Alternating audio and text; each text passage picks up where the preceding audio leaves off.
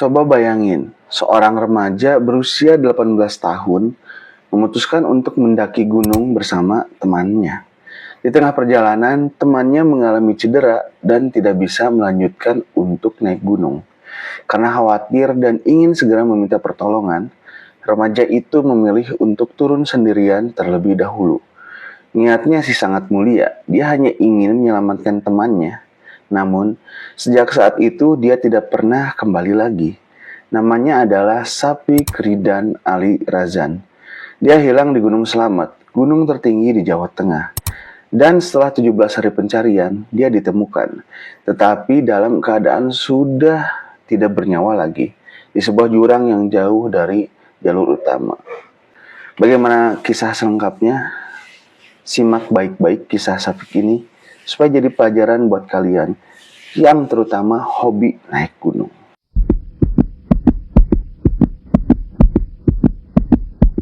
Peristiwa ini terjadi pada tahun 2024. Jadi Sapik itu adalah seorang pendaki muda yang memiliki semangat tinggi untuk mendaki gunung.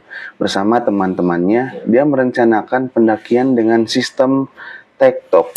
Tektok adalah istilah untuk pendakian satu hari, artinya naik dari kaki gunung mencapai puncak, lalu langsung turun kembali tanpa menginap di atas puncak. Alasannya cukup sederhana si Sapik ini, untuk menghemat waktu katanya, tenaga dan perlengkapan. Jalur Bambangan di Gunung Slamet memang dikenal sebagai jalur yang paling ramai. Setiap akhir pekan jalur ini dipenuhi oleh para pendaki. Karena itu banyak orang merasa jalur ini relatif aman. Namun yang sering dilupakan adalah julukan dari Gunung Slamet itu sendiri. Gunung ini dikenal sebagai salah satu gunung paling berbahaya di Jawa Tengah. Medannya sangat curam, jurangnya dalam, dan cuaca bisa berubah dengan cepat sekali. Kabut tebal bisa datang dalam hitungan menit dan membuat jarak pandang menjadi hampir nol.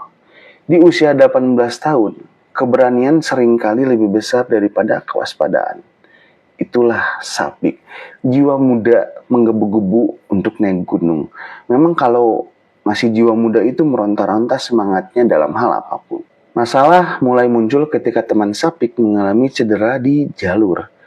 Kondisinya tidak memungkinkan untuk melanjutkan pendakian atau turun bersama-sama. Disinilah muncul sebuah keputusan yang sangat krusial. Sapik memutuskan untuk turun terlebih dahulu. Dia akan berjalan sendirian menuju base camp untuk mencari bantuan.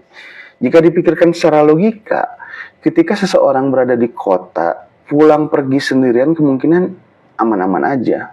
Keputusan itu terdengar masuk akal, tetapi di gunung ada satu aturan dasar yang tidak boleh dilanggar oleh para pendaki gunung. Jangan pernah memisahkan diri dari kelompok. Begitu Sapik mulai turun sendirian, kontak dengan Sapik mulai terputus. Ponselnya nggak aktif, tidak ada pesan, tidak ada seorang pun yang melihatnya kembali di bawah. Dia menghilang begitu aja, seolah-olah ditelan oleh Gunung Slamet yang sangat lebat. Jadi intinya cuy, bila kalian mendaki gunung, jangan berpisah dengan teman-teman kalian. Harus rombongan, jangan sok-sok berani sendirian. Laporan kehilangan segera disampaikan ke pihak berwenang. Pada hari itu juga, tim SAR gabungan langsung dikerahkan. Pencarian ini melibatkan banyak pihak. Ada anggota BPBD, TNI, Polri, relawan, dari berbagai komunitas pendaki gunung. Hingga masyarakat sekitar pun ikut mencari keberadaan Sapik. Selama 17 hari, mereka menyisir seluruh area Gunung Slamet, mulai dari pos 1 hingga pos-pos paling atas. Mereka masuk ke jalur-jalur alternatif, jurang-jurang yang tersembunyi, dan area semak belukar yang sangat sulit dijangkau oleh manusia. Cuaca menjadi tantangan tersendiri dalam pencarian Sapik ini.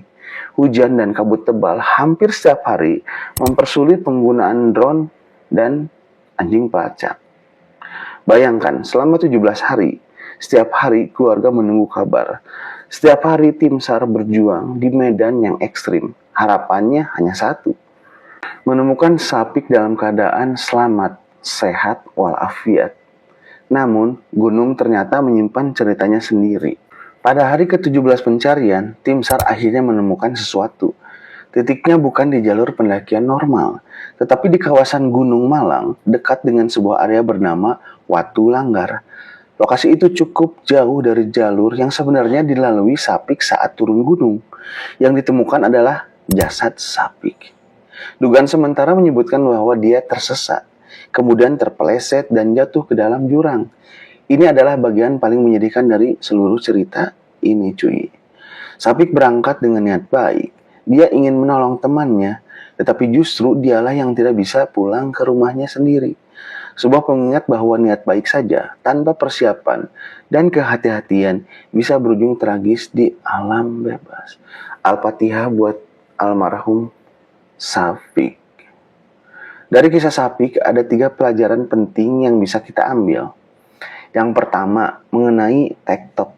Mendaki gunung setinggi 3.428 mdpl seperti Gunung Slamet dalam satu hari adalah tindakan yang sangat beresiko tinggi, cuy. Kelelahan fisik akan sangat terasa saat proses turun, dan kelelahan adalah penyebab utama banyak kecelakaan atau hilangnya orang di gunung. Kedua, jangan pernah memisahkan diri dari tim atau kelompok pendaki kalian. Mayoritas kasus pendaki hilang di Indonesia berawal dari satu orang yang berjalan sendirian. Ketiga, jangan meremehkan gunung. Gunung bukanlah tempat untuk menguji keberanian tanpa perhitungan. Sapik bukanlah pendaki yang ceroboh. Dia hanya korban dari pola pikirnya sendiri. Pasti bisa turun ke bawah gunung, nolongin temen gue, nolongin temen saya. Itu niat yang sangat mulia.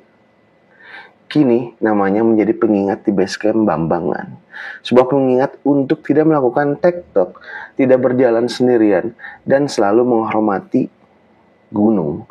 Menurut kalian, kalau kalian berada di posisi Sapik, keputusan apa yang akan diambil? Nah, itu adalah kisah dari seorang Sapik yang hilang di Gunung Slamet.